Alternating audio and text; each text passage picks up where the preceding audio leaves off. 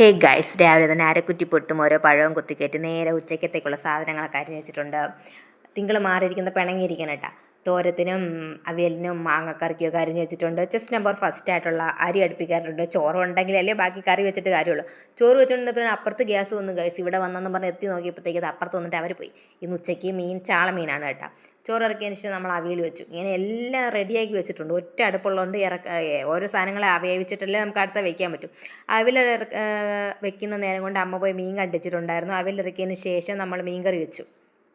മീൻകറി തിളയ്ക്കുന്ന നേരം കൊണ്ട് നമ്മൾ അടുക്കളയൊക്കെ ക്ലീൻ ചെയ്ത് മൊത്തമാക്കിയിട്ടു. അപ്പം വെളിയിലായതുകൊണ്ട് തന്നെ ഫുൾ ടൈം വെളിയിൽ ഇങ്ങനെ കാവലിരിക്കണം. മീൻകറി സെറ്റായതിന് ശേഷം മാങ്ങാക്കറിക്ക് വെച്ചു.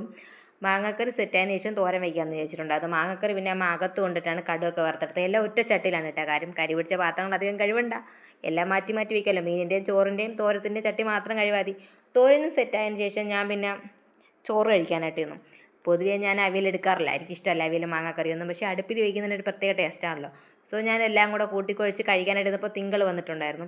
ഞാൻ കഴിച്ചിട്ടേ പൊതുവെ തിങ്കളിന് ചോറ് കൊടുക്കാറുള്ളൂ. കാരണം ഞാൻ പെട്ടെന്ന് കഴിക്കും. തിങ്കളത്തിൽ ഏറ്റവും പിന്നെ ഫസ്റ്റ് പിടി അവൾക്ക് കൊടുത്തു. അപ്പോൾ അത്രയേ ഉള്ളൂ. ബൈ.